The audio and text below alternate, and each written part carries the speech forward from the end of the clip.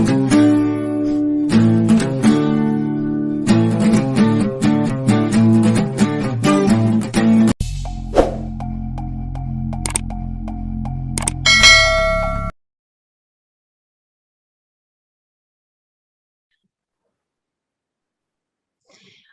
right, everyone.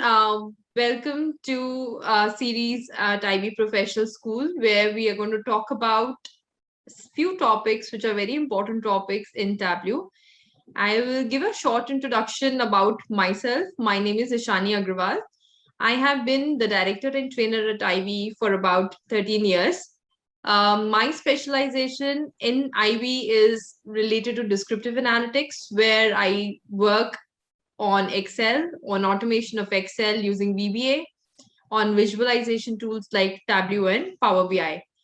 Not only I've been training for, I've trained more than 10,000 folks till now, both on retail and in corporates, but I do a lot of consulting projects for the corporate houses where they hire for automation or setting up their Excel sheets, doing some, reporting work in Excel, or helping them with the visualization, training their team for visualization and dashboarding. So here's my short introduction. I have with me today Ruchita Saha, and Ruchita is aspiring data scientist. So Ruchita, if you can give me a brief about your educational background. Yes, ma'am. I have done my 12th in arts, and I have also graduated from Shri Shikshatan in education, and currently pursuing MA in psychology, and also doing data scientist course from IT. Right. And such a, it's very interesting to know your background, coming from such a diverse background where data is not of importance, to be honest, like not tools, it's not technology oriented, what you're doing. And you have shown interest in data science, and you've shown interest in visualization. I think visualization is something that you are more focused on. I see your work and I see that you are getting inspired in visualization world. All right, so today, Ruchita, we picked up a topic of calculations in Tableau, right? So yes, what this is all about? See, when we get a table, when we get a data set from any source, there may be a lot of columns with a lot of values inside it. And what we try to do in visualization or using Tableau is get some insight, create some dashboards, and help my end user to get some output from those dashboards. Yes? Yes, ma'am. Right. Now, do you think that the data that is there would be sufficient to get all different kind of insights? Not really. No. Not really, right? So for example, very common data sets that's used in Tableau or any other visualization tool, the Superstore data set, right? Easily available to everyone online. So just to talk about this data set, I've got certain rows. I've got the order ID, that is the ID of when you place an order at some place. It's like kind of a bill number, invoice number, and when you placed it, when was it shipped out, how it was shipped, what's your ID, name, which segment you ordered it from, what is the city, state, country, which region the person belongs from, and details about the product that you have ordered. Right now, when I have this kind of information, few things will come into my mind. Okay, let me find out. I have region, so let me find out what is regional sales, right? Which region is doing good. I might be able to understand, okay, let me find out category wise profit. And again, we will be thinking in the same direction. Okay, who did the best, who had the highest profit, who had the lowest profit, or I wanted to analyze discounts as per the subcategories, right? So these are the common questions then we can easily answer through this visualization tool. But where do these calculations or something that we call as data transformation come into picture is I want to go deeper than what is obvious in the data.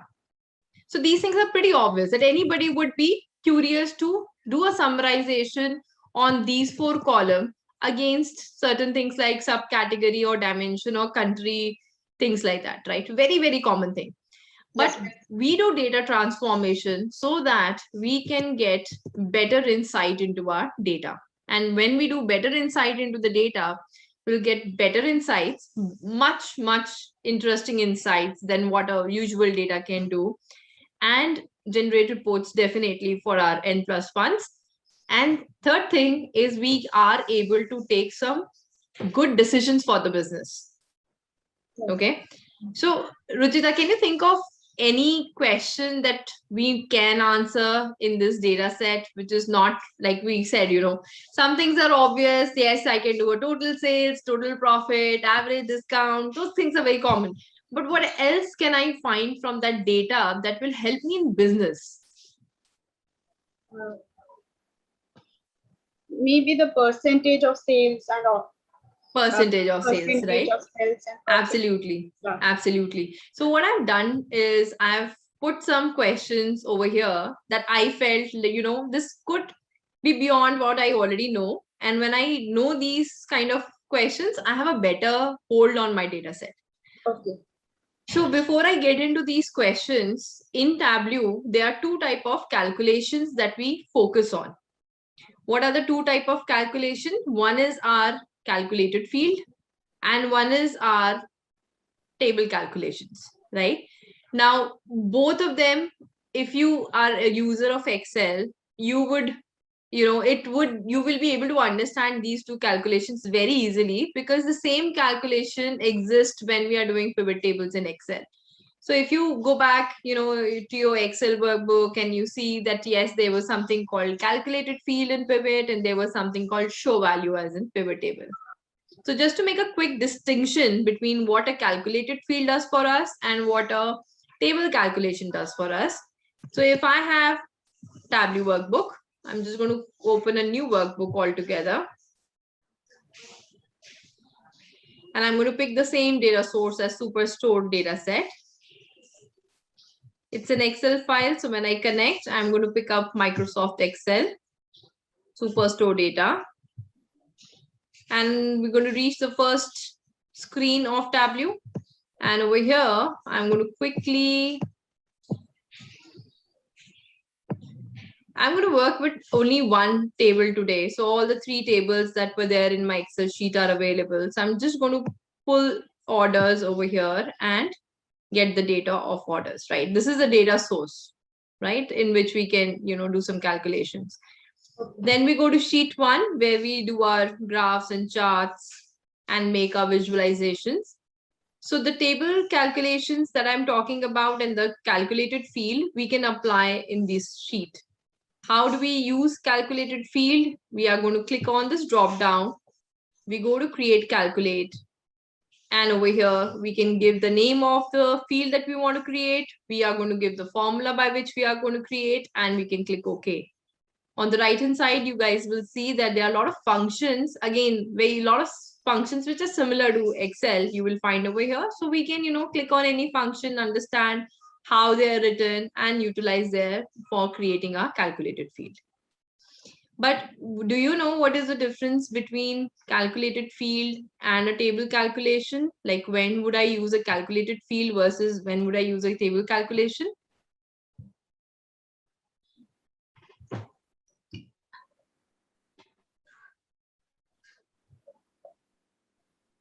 That's okay. I'll explain it to you. See, so the two things that we are doing, calculated field, right? Number one, what is calculated field doing for us? Calculated field is doing calculation for us on row basis, right? So when I say row basis, it means I already have these columns and I'm going to create a new column in this database. I'm going to add on a new column in the database. And for each and every value of the row, a value will be calculated. So it's got a row context to it. And what we are doing in our database, we're adding on new fields.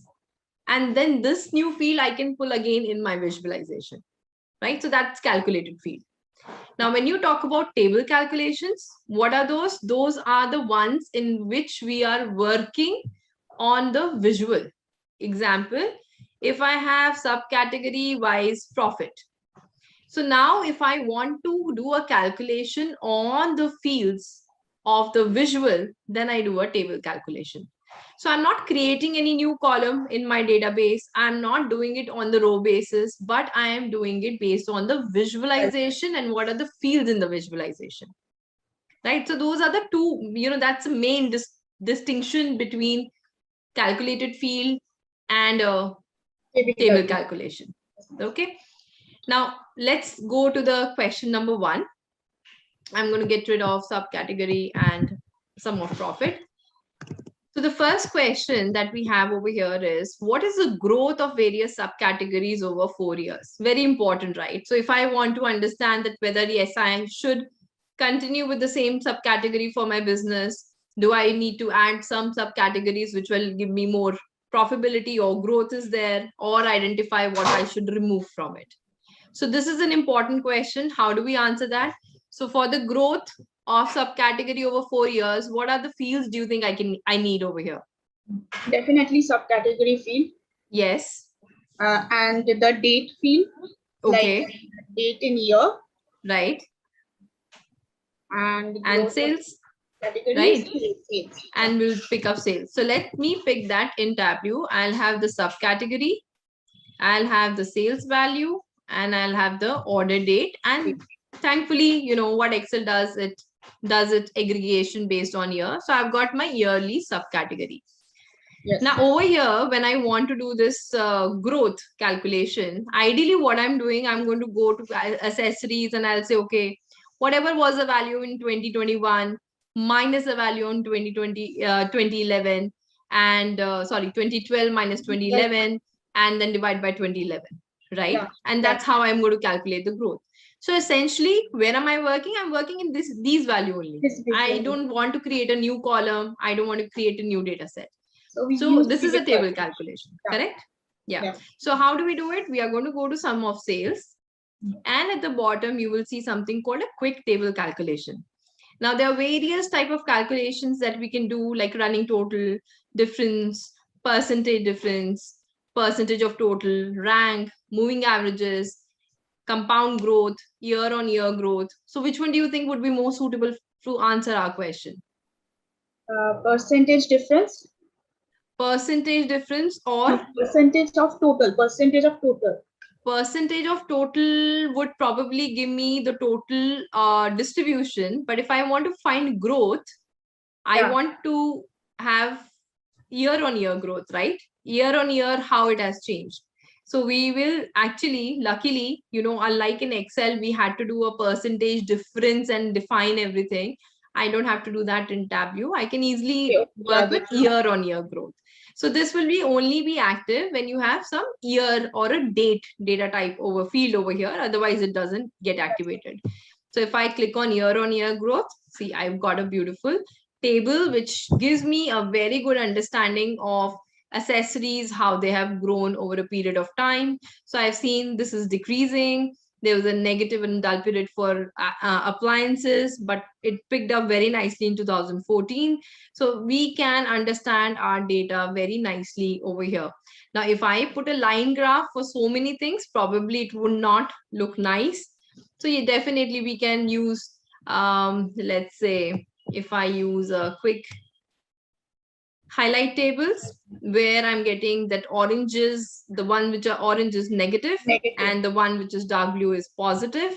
So what gets highlighted? I know appliances dipped in 2013, machines dipped in 2013, but they both picked very well in 2014. So nothing to worry about. So when I look at this, there is no subcategory which is alarming except for probably phones, which had minus 8.9 in 2014, and paper and tables, which have been negative in the 2014, the last year data that we have. Right? Others are doing okay. They are still growing, maybe a little less, but they are growing. Right? So we get a good understanding of our, how the sales is going. Now we can make business decisions based on that. Is this clear? Yes, ma'am. All right, let's move on to the next one. It says, which category in each segment is yielding more profit for me? Yeah, so category, segment, and profit. So I need category, segment, and profit. So I'm going to open a new sheet. I'll need a category. I need my segment, and I need my profit. Now, one thing is, see, my data set is very small, my table is small, so I can easily look at the numbers and say, okay, this is higher, and this is higher, right? But ideally, that should not be the way to figure out that which is giving me more profit. So what do you think we should do? Okay, so we need to do table calculations only. Yes, and we will pick this time the percentage of total. Now, when we pick percentage of total, by looking at the percentages, it makes it very clear to us. And if we are able to apply the right visualization, it becomes even crystal clear. Now, when you do percentage of total, there is a small thing that we have to be really careful. I went to edit the calculation. When you're doing percentage of total, there are various computing methods that are there. I am doing table across. Table across means, I'll just highlight this. Table across means I am finding percentage of total of the row. If I do table down, this will be percentage of column. And if I do it on table, it will be percentage of the grand total or the total. So the one that we are looking for is, we are in the segment, we wanted category. So ideally we should have done table down, right? Because in segment, if you visit our question again, it says which category in each segment is yielding more profit. So I want segment wise distribution. So in consumer segment, furniture, office supply, technology, which one is giving me more? So it is going to be a table down calculation. Okay. And again, like I said, if I use the right visualization, it helps me to do my work a little faster. So if I do something like this, where I've created a 100% stack chart, and I put the label on the top, which helps me to find the percentage. It is giving me a very good understanding that irrespective of the segments, whether it's consumer or corporate or home offices, pretty much the technology category is doing well for us in all the three. And they're very close also, right? Whether it's technology or it's home office or it's furniture or it's home office supplies, all are very close in each segment. They're equally performing well, right? Let's go to the next one. It says monthly fluctuations in the sales in the various years. Now, why this is important, I want to understand, are there certain months in which my sales drop a lot, or it is like a consistent sales I'm getting, or is there a spike in a sale in a certain months? But I would like to see this trend over a period of time, like in each year, is there a trend that is following or not, right? So it helps us understand the demand. Exactly. To understand the demand, if we know there's a spike in certain months, we should make sure our inventories are there properly. If we know there's a dip in certain months, then we should come up with a marketing scheme of discounts and, have it a better sales but during that time. So if I want to do monthly fluctuations in sales in various years, what should I do? I need my order date. Yeah. And I'm going to break this order date further into quarters and then further into months, and remove my quarter because all I'm interested in year and month. I would also like to put year in the, I'll put months in the row, okay, to get this kind of work. And then I want to pick up sales value. So over here, I'm getting what is the sales. Now I see it's 23,000, 36, 33, 30, 47. But when we look at like this, it is kind of very difficult to remember which month was on the top, what was the value, how much is the change. So what again I want to do, I want to give a percentage over here. So again, this is the calculation, quick table calculation. And what we can do? Percentage of total.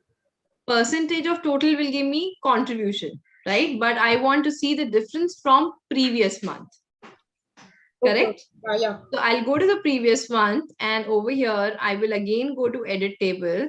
I don't want to do across. Like I'm not finding percentage from here. I'm finding percentage like this, right? And relative to what? I'm doing relative to previous. So my Feb sales is being compared to Jan, March is compared to Feb, and so on and so forth. Now, when I look at this, I saw except for 2011, all the next 3 years had a dip in sales from January to Feb. right? So over here also, April also is something that 3 years shows there's a dip. Then there's a nice spike in the sales in May. And again, this is only one, and that is also 1.7 in June. This is again an alarming thing. Yeah. July is throughout a -1. And again, we get a spike. So you see, once we do these kind of transformation to the data, it gives a very different understanding of the data rather than just doing the typical calculation that I think anyone can do, right? So as an analyst, we always have to keep an eye out on doing these kind of calculations for us. Okay, let's move on to the next one. The next one says, I want to do the running total of sales in each year. Okay. Why running totals are important? Because sometimes we have targets that have been given for a given year, and we want to see, okay, what is a typical month that we are able to reach our target, or what have been the running totals in the various years, so that if we have to increase our target or decrease a target, we can do so. So for running total, what is the difference between running total and just total? So running total is basically kind of a cumulative. So if I am seeing a running total in a year, so running total in Feb will be the value of Jan plus Feb. Okay. March would be Jan, Feb plus March. So let's say if I have given a quarterly target to my team that, okay, you know, the revenue has to be 3 lakhs. So they are able to get a very good idea that how much they've already got and how much they have to do. Yeah. Right. So it really helps you to answer that question. So for running total, again, I'm going to pick up my order date and I'm going to break it up further into quarter and month like last time and get rid of the quarter.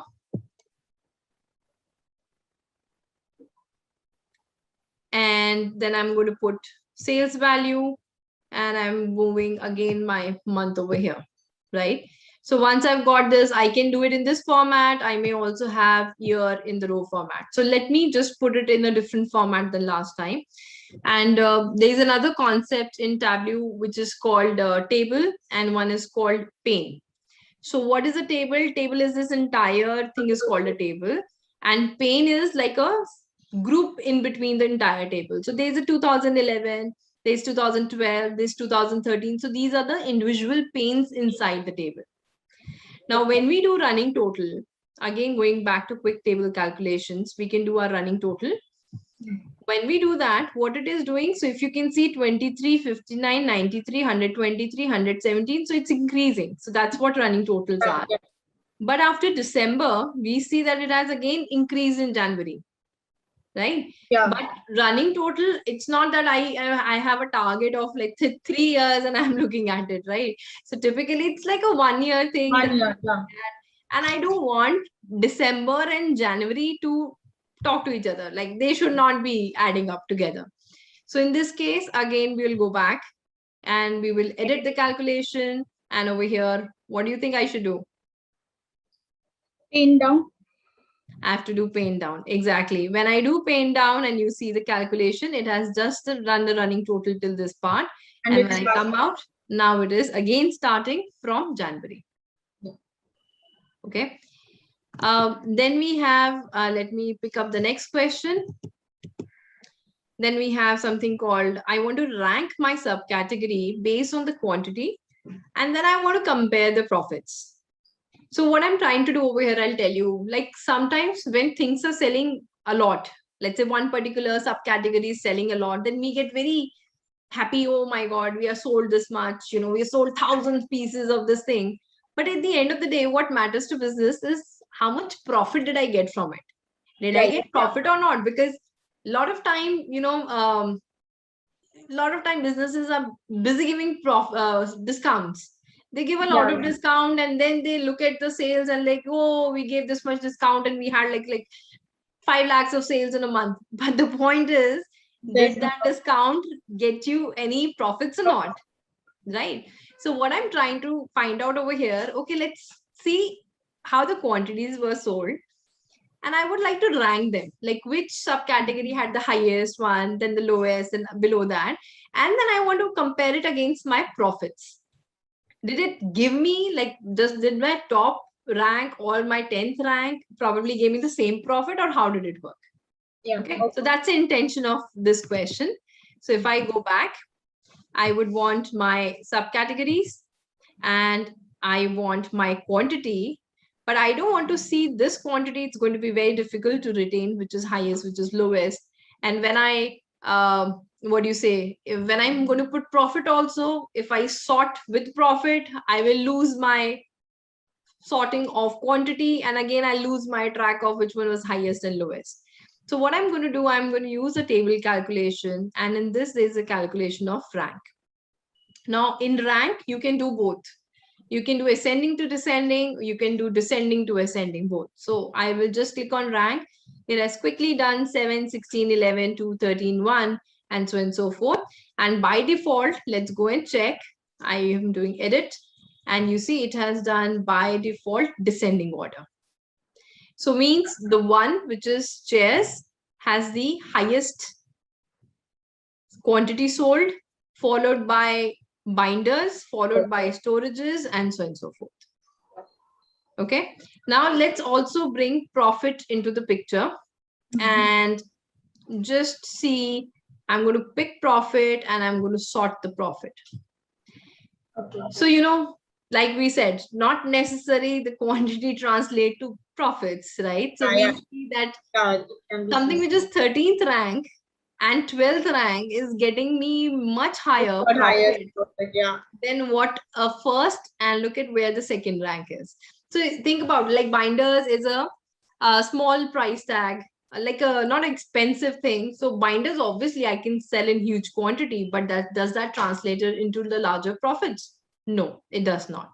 So using the rank function, and then I sorted the profit column, I got a good understanding of, okay, even the quantity sold in a certain subcategory is more, but even with a lesser quantity sold, I'm making more profits in copies and bookcases. So that's not a point of worry if I see quantity wise. All right. Now I have done enough working around table calculations. So now let's try to do something with the calculated fields. Ma'am, I have a question. Yes. So in the table calculation, there was an option of YTD or something. So what is that? So YTD basically is year to date. Now you saw that it was always grayed out when we picked it up, because year to date would be current year.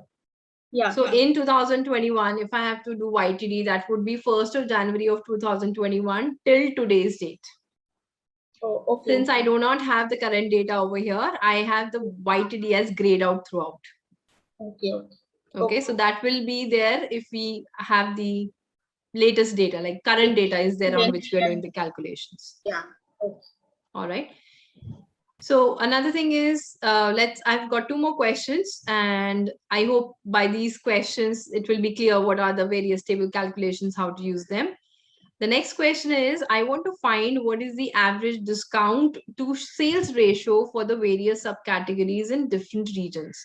What I want to understand from the business point of view in this question is, we are giving discounts because of which we are trying to improve the sales at the end of the day. Now, is there a pattern that I can see that all regions are behaving in same manner, or only few regions they are there where the discounts are more and which is affecting the sales or not? So that's the intention behind this question. So I would need discount to sales ratio. Now, do I have discount to sales ratio on my original data? No. I don't have it. Exactly. So I have a field called discount. I have a field called sales. I don't have a combination. So what do I need to do? This time I need to create a new field over here.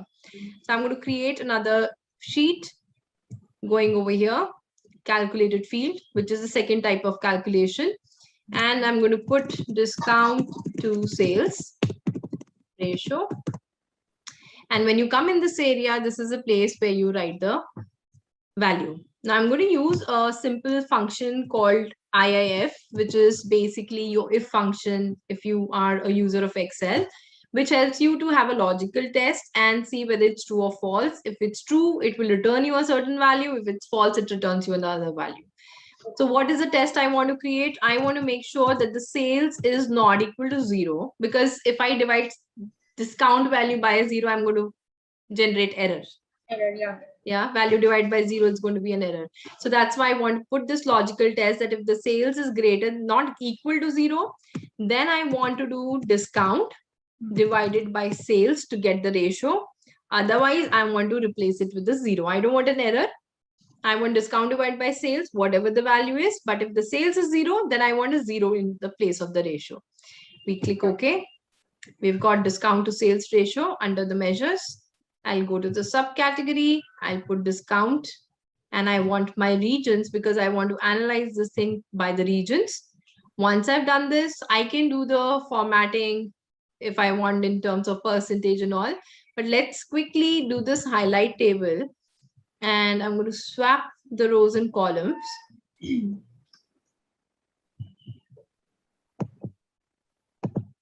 And once I do that, what is the observation? We will see labels in the South region does a good. Yes, labels in South are higher, discount to sales ratio is higher over here. In fact, entire of the South, if you see, it is having little different, North and Central are working identical in terms of sales, discount to sales ratio. Oceania is somewhere in between of Central, North and South is where the discounts are more. The discount divided by sales is yielding us higher ratios, right? So again, understanding on basis of region, plus you can also have an understanding of the subcategories. If you look, the labels are darker in color, the binders are darker in color. So over here we have more discounts, and probably that's it. Another thing that we can tie back, the binders are being sold in high quantity, but remember, we're not getting more profits over there. Probably that might be the reason for it, that we are giving discounts and we are selling, so the quantity is higher, but at the end of the day we are not making profits out of it, right? So if we put all these things together in a dashboard, again, beautiful results we get out of it. Okay, let's do the last one. And now we want to talk about when I place an order. I want to, let's say, think from a logistic team point of view of a company, that when a customer is placing order, how much time am I taking to ship that order out based on each subcategory? Because I have tables, I have chairs, I have bigger things, I have smaller things like binders and labels. So how much time does it take? An average time, how much time is it taking from the time I'm getting the orders to the time I'm shipping the orders? Okay. So again, I have my order date, I have my ship date, but I don't have anything called shipping time. So I don't have that thing. So again, what we need to do over here? We need to create a calculated field.